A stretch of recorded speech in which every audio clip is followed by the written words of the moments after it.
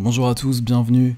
Je suis de retour après une petite période d'absence. Ça fait peut-être un mois et demi que j'ai rien publié là. J'ai eu d'autres choses sur lesquelles bosser, donc un peu moins de temps à consacrer à YouTube. Depuis quelques jours là, j'ai envie de m'y remettre. J'avais envie de refaire une vidéo, mais je me posais un peu des questions sur ce que j'avais envie de faire, etc. D'autant plus que je suis dans une période en ce moment où je produis beaucoup moins. Moi je fonctionne pas mal par cycle comme ça, où j'ai des périodes des fois pendant un mois, 2 mois. Je vais être à fond sur un projet, je suis à fond dans la production, je fais des prises de vue. Si je suis en argentique, je fais mes développements, je fais des tests de tirage et tout. Donc c'est des périodes qui sont assez riches et où j'ai plein de trucs à montrer. Et il y a des périodes, un peu comme là en ce moment, où je souffle un peu, où je fais un peu autre chose. Ça fait du bien aussi de freiner un peu des fois pour repartir ensuite. Donc voilà, là, je faisais autre chose, j'avais un peu de commandes, j'avais pas mal de cours avec du suivi avec des élèves, etc. Et j'ai fait un peu d'archivage aussi, notamment. J'essaye de réorganiser mes sauvegardes. Je réfléchis à investir dans une imprimante aussi, pour ces mêmes questions d'archivage, pour pouvoir doubler mes sauvegardes numériques de sauvegardes papier, ouais, faire des impressions, mettre ça dans des boîtes et mettre ça au chaud quelque part. Voilà, tout ça pour dire que je cherchais un peu des idées de vidéos, de quoi j'avais envie de parler. J'ai fini par me dire que j'allais faire une petite vidéo sur mon matos numérique, parce que j'ai tendance à plutôt parler d'argentique sur la chaîne, alors que c'est pas vraiment voulu en fait. Moi je parle de photographie tout simplement, et si je parle plus d'argentique, c'est peut-être parce que c'est plus riche, plus visuel, il y a plus de choses à montrer dans les développements, etc. Mais moi, 75% du temps, je suis en numérique, que ce soit pour de la commande ou pour mon travail d'auteur. Je travaille beaucoup en numérique aussi. Donc j'avais envie de parler de ça. L'idée, c'est pas de rentrer dans les caractéristiques techniques des boîtiers, des optiques et tout, mais plutôt parler de mon utilisation, expliquer un peu qu'est-ce que je préfère dans telle ou telle situation, un peu les couples boîtier-objectif que j'aime bien. Et voilà, je vais essayer de vous montrer des images en même temps pour que vous ayez une idée des rendus qu'on peut avoir avec tel ou tel type d'optique, avec tel boîtier, etc. Voilà, bon, comme d'habitude, je vais y aller un peu au feeling, je vais essayer de faire ça du mieux possible. Et voilà, c'est parti. Donc je crois que je vais y aller par ordre chronologique, et montrer le matos que j'ai eu au fil du temps, et faire défiler des images pour montrer à chaque fois les rendus que j'ai eu avec tel boîtier, telle optique, etc. Alors par contre ça va peut-être un peu plus intéresser les gens qui sont chez Canon. Moi ça fait plus de 10 ans que j'achète Canon maintenant. C'est mon premier boîtier, c'était un Canon, donc après forcément on accumule du matériel avec les années, et c'est de plus en plus dur de s'en séparer. Je suis pas du tout un aficionados Canon, je m'en fous un peu. Je pourrais très bien être sur une autre marque, et probablement que je passerai sur une autre marque à un moment donné, notamment pour avoir du moyen format numérique, donc probablement Fuji. Mais voilà, pour l'instant je suis chez Canon. Donc le premier boîtier que je me suis acheté, c'est un 550D, que j'ai dû acheter en 2009-2010, quelque chose comme ça, que j'ai acheté pour la vidéo à la base, parce qu'il filmait en HD. Et je me suis vite mis à la photo ensuite. Il m'a tenu jusqu'en 2017, donc assez longtemps. En 2017, j'ai repris des études, j'ai repris une école photo, donc j'ai investi dans un plein format. Mais voilà, il m'a bien accompagné pendant quelques années. Je l'ai emmené notamment au Mexique, c'est sûrement ces photos-là que je ferai défiler. Et là-bas, je m'étais acheté un petit 51.4 d'occasion. Et donc j'avais fait toutes mes photos là-bas avec ça, avec 550D et 50 mm. Voilà, évidemment, ce que j'avais pas conscience, et ce dont j'ai pris conscience après, c'est que je shootais pas au 50 mm, vu que c'était APS-C, c'était plutôt 75-80. Et je me suis habitué pas mal à cette focale, et encore aujourd'hui, j'aime bien cette focale, et j'ai un 85 là sur mon plein format, et ça me rappelle vraiment ce que je faisais à cette époque-là. Donc voilà pour ce premier boîtier, bon il est un peu tout défoncé là, il y a du gaffeur partout, parce que les grippes se décollaient avec l'usure, avec la sueur et tout. Donc voilà, je pense que honnêtement je m'en servirai plus, mais bon je l'ai toujours au cas où. Dessus là j'ai un Yongnuo 35 mm f2 que j'avais dû acheter sur eBay, une centaine d'euros, vraiment pas cher, c'est une espèce d'imitation Canon, mais vraiment pas top quoi, donc bon ça faisait l'affaire pour l'époque, mais je m'en servirais plus non plus. Avant de passer sur les pleins formats, j'ai eu celui-ci entre-temps, qui est un 1D Mark II N, que mon cousin m'avait offert, à peu près à la même période, peut-être vers 2011, quelque chose comme ça. Lui, il s'était acheté un 5D Mark II, je crois, et il se servait plus de celui-là, donc il me l'avait passé. Les 1D, c'était des grosses références au début des années 2000, c'était des boîtiers pro, notamment pour de la photo sportive, de la photo animalière et tout, c'est une grosse ref. Sauf que ça, c'est pas un vrai 1D, c'est un Mark II N, et donc c'est pas un plein format, c'est un APS-H. APS-H, c'est entre APS-C et plein format en fait, c'est un tout petit peu plus grand que APS-C au niveau du capteur. Mais voilà, donc c'est plutôt un semi-pro. Et voilà, bon, pour l'utilisation, c'est pas non plus l'idéal. Alors moi, je m'en foutais un peu. Je me rappelle, je l'avais à Séville, quand j'étais en Erasmus à Séville. J'avais tous mes potes qui faisaient des photos avec des petits compacts ou leur téléphone. Moi, j'arrivais avec ça en soirée, avec des grosses optiques et tout, et je kiffais. Donc, mais bon, faut aimer quoi. Faut aimer bosser avec du matos lourd et encombrant. Moi, j'aime plutôt bien avoir quelque chose de solide entre les mains, donc ça me dérangeait pas. Après, c'est pas pour toutes les utilisations, quoi. Je reviens juste rapidement sur mon 51.4.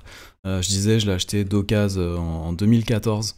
Il m'a tenu jusque-là, donc ça fait 8 ans. Et là, ça fait juste depuis quelques mois qu'il s'est mis à déconner au niveau de la mise au point.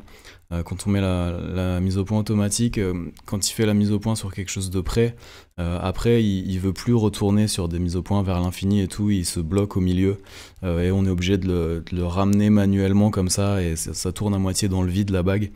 Donc voilà, je peux plus trop l'utiliser pour des trucs où j'ai besoin d'aller vite et tout. Je peux encore l'utiliser un peu pour du paysage si je veux, et en mettant la mise au point sur l'infini et en le laissant comme ça. Mais voilà, honnêtement je m'en sers plus trop. Et je me suis acheté un 51.8 pour le remplacer. Le gros avantage de celui-là, c'est qu'il est vraiment pas cher. Je crois qu'il coûte 120 € neuf.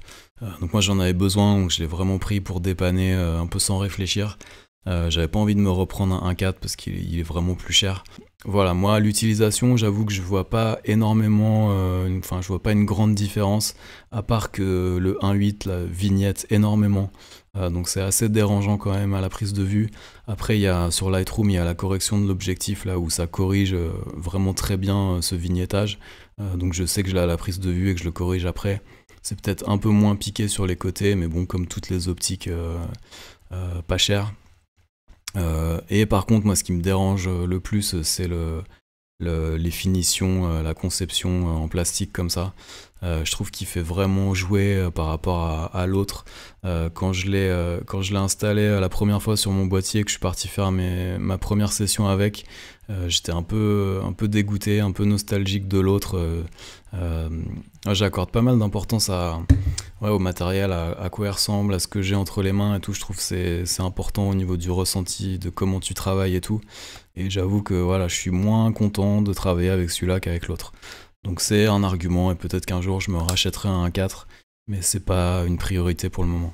Donc comme je disais, en 2017, j'ai repris une école photo. On faisait pas mal de trucs, on shootait beaucoup, et notamment en studio.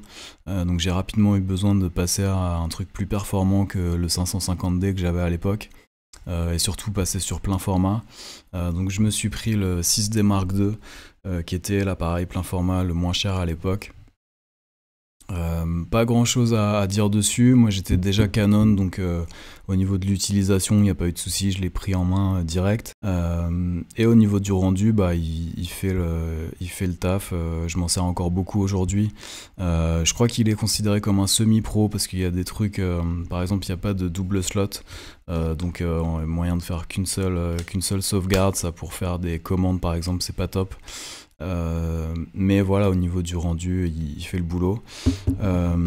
Et donc en deuxième boîtier, là il y a peut-être un an, je me suis pris le 5 DSR, justement pour la raison que j'évoquais à l'instant, c'est que en commande c'est beaucoup plus rassurant quand tu es obligé de ramener des photos sur un truc important, d'avoir deux boîtiers. Si tu as un problème avec un boîtier, tu sais que tu as l'autre qui peut prendre le relais.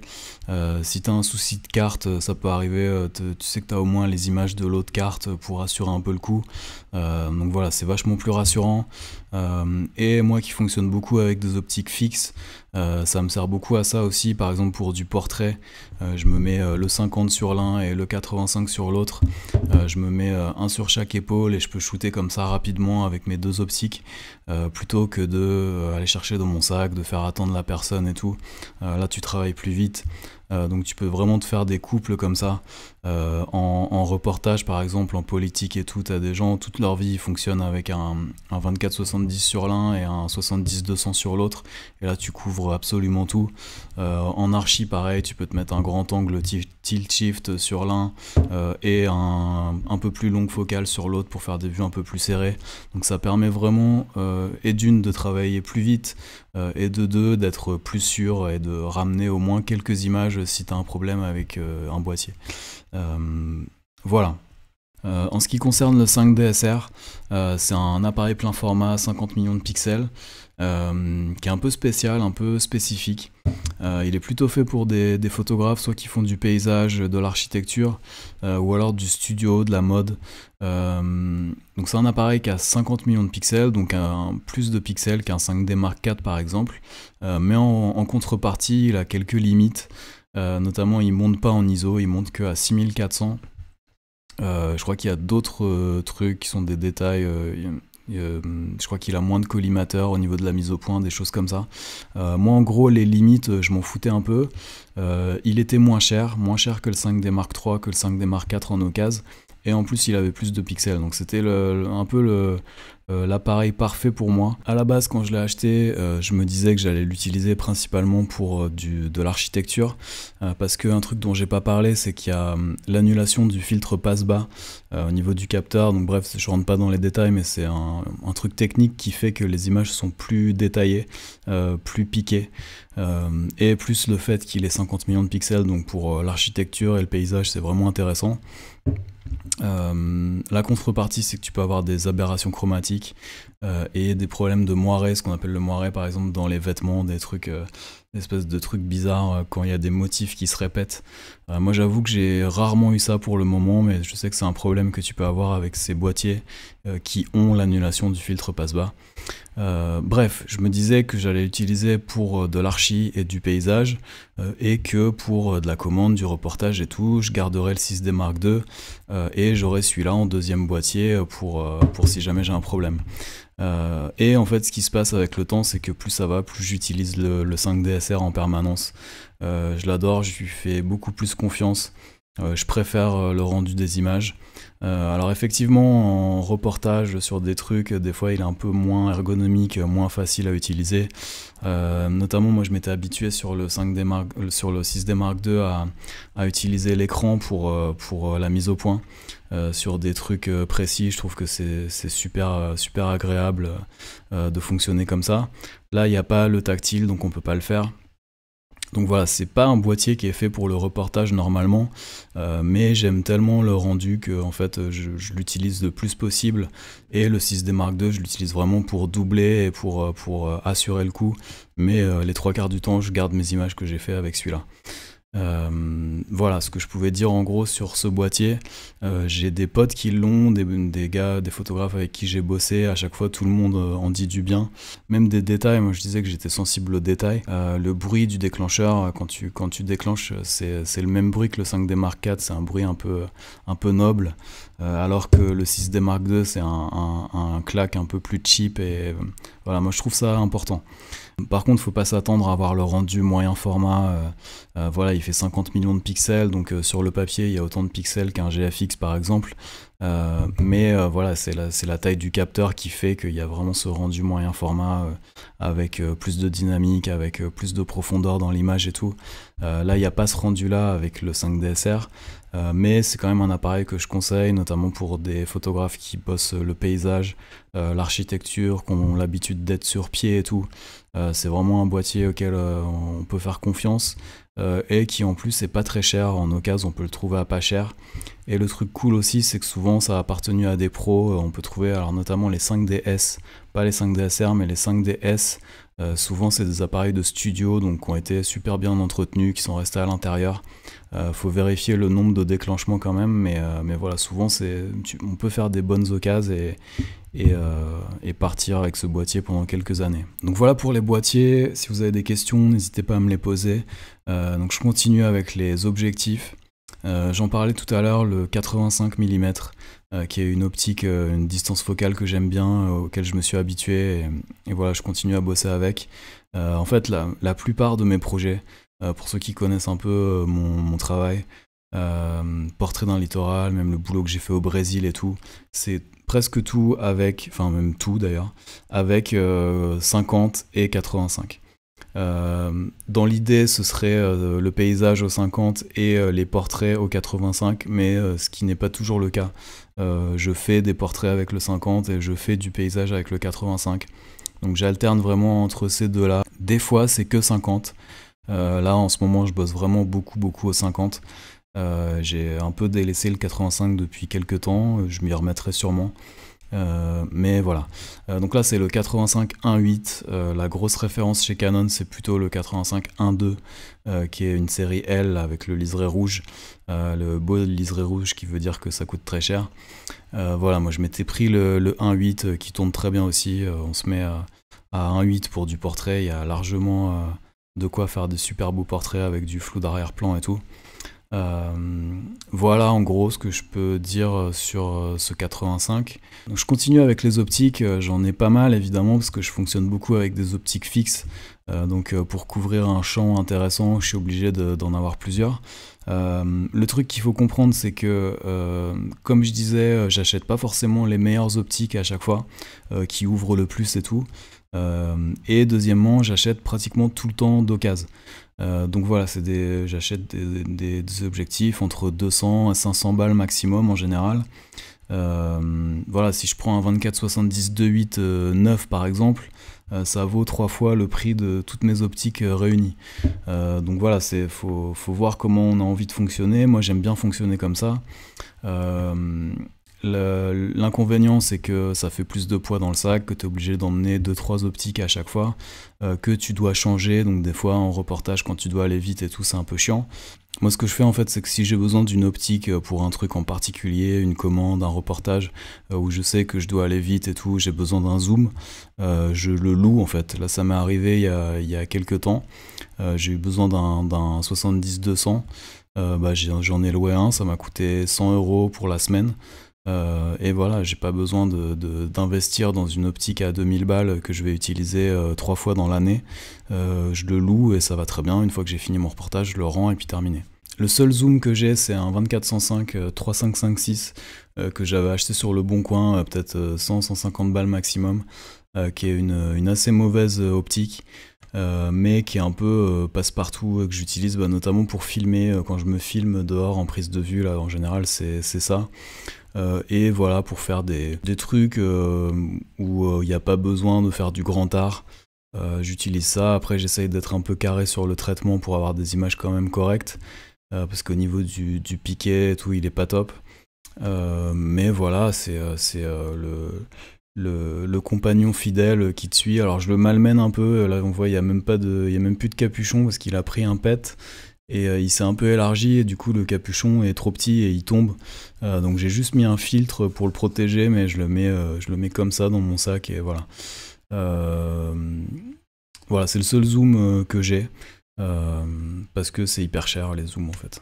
Je reprends avec les optiques fixes, donc là j'ai un 35 1.4 Sigma qui est une optique plutôt haut de gamme pour le coup, c'est les séries R là, elles sont vraiment réputées être des très bonnes optiques. En fait quand j'étais en études, j'étais en alternance et je bossais dans un magasin de photos en même temps.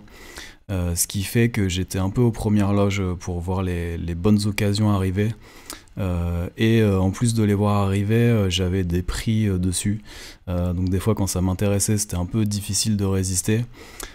Et voilà, j'ai profité de cette période-là pour m'acheter pas mal de matos, notamment cette optique. Le truc, c'est que 35 mm, c'est vraiment pas ma focale et j'ai du mal à l'utiliser en fait. Je le déplore, donc de manière cyclique, des fois je réessaye, je me refais une sortie avec, je me dis c'est dommage, c'est une super optique, faut que je l'utilise et tout. Et j'y arrive pas, à chaque fois je rentre et je garde pas d'image parce que c'est trop grand angle pour moi. Je l'ai quand même utilisé il y a quelques temps en reportage, parce qu'en reportage c'est bien d'être un peu plus grand angle parfois.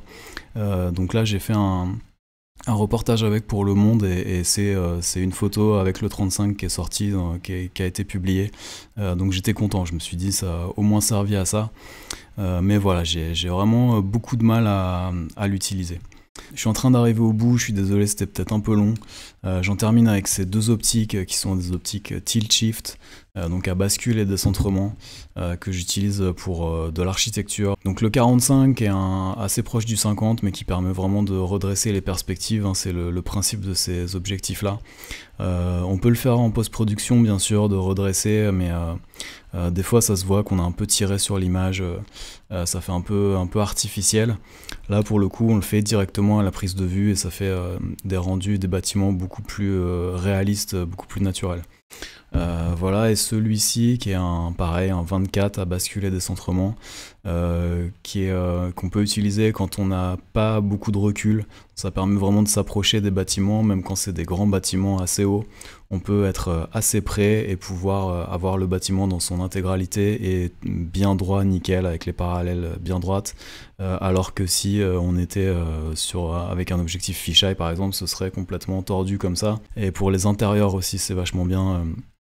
Pour des grands halls en intérieur par exemple ou des pièces, c'est vraiment super. Ce qu'il faut juste savoir sur ces optiques, c'est que c'est mise au point manuel, forcément il n'y a pas d'autofocus, donc c'est vraiment à utiliser pour de l'architecture, des trucs bien précis où on est sur pied et tout, ou du paysage. Le 24 grand angle, moi je l'utilise vraiment que pour de l'architecture, de la commande et vraiment jamais pour mon boulot personnel. Le 45 par contre ça m'arrive de l'utiliser pour du paysage. C'est un tout petit peu plus large que le 50, j'aime bien. Je l'ai utilisé notamment pour... j'ai fait toute une série avec en Bretagne sur les plages là. Donc je ferai défiler les images pour montrer. Voilà, j'en ai terminé. J'ai pas trop insisté là-dessus, donc je le redis parce que je voulais vraiment parler de mon utilisation propre. Ma focale de référence, moi, c'est vraiment le 50 mm. C'est ce que je prends en priorité. Et après, je réfléchis éventuellement à ce que je prends en plus. En général, c'est le 85, avec le 5 DSR en priorité. Et le 6D Mark II, dont je me sers surtout pour filmer maintenant, mais voilà, aussi pour faire des photos. Mais je préfère un peu le 5 DSR, mais voilà, j'utilise les deux. Je vous remercie d'avoir regardé jusque-là. J'espère que ça vous a intéressé. Je vais essayer de m'y remettre un peu plus sérieusement, de refaire des vidéos. Je vais vous parler aussi de choses qui vont se passer à la rentrée, notamment sur le suivi que je propose pour les photographes. Je vais fonctionner un peu différemment, donc je vais vous en parler si ça vous intéresse. Et voilà, je vous remercie et je vous dis à bientôt.